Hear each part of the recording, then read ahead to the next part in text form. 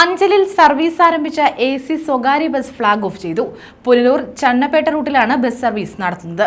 PS Subal MLA flag off നിർവഹിച്ചു. ഇന്നു മുതൽ ഈ ജില്ലയിൽ ആദ്യമായി ഓടുന്ന AC ചെയ്ത സ്വകാര്യ ബസ് അഞ്ചലിൽ AC സൗകര്യത്തോടുകൂടി സർവീസ് ആരംഭിച്ച സ്വകാര്യ ബസിന്റെ ഫ്ളാഗ് ഓഫ് ചടങ്ങാണ് നടത്തിയത്. പുനലൂർ ചന്നപ്പേട്ട റൂട്ടിൽ സർവീസ് ആരംഭിച്ച ഫർഹാൻ ബസിന്റെ flag off PS Subal MLA നിർവഹിച്ചു. അലക്സാണ്ടർ സാർ പറഞ്ഞതുപോലെ നമ്മുടെ ജില്ലയിൽ ആദ്യമായിട്ടാണ് ഒരു പ്രൈവറ്റ് ബസ് പൂർണ്ണ AC ആക്കി സർവീസ് നടത്താൻ പോകുന്നത്. ഇതൊരു പുതുമയുള്ളൊരു കാര്യമാണ്.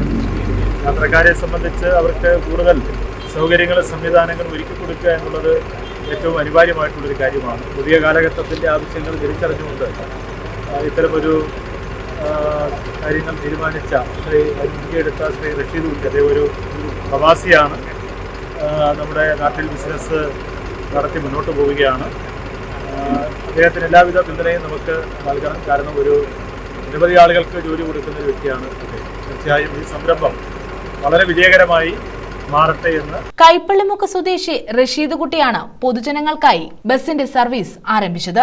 ചടങ്ങിൽ രാഷ്ട്രീയ സാംസ്കാരിക നേതാക്കളും ജനപ്രതിനിധികളും പങ്കെടുത്തു.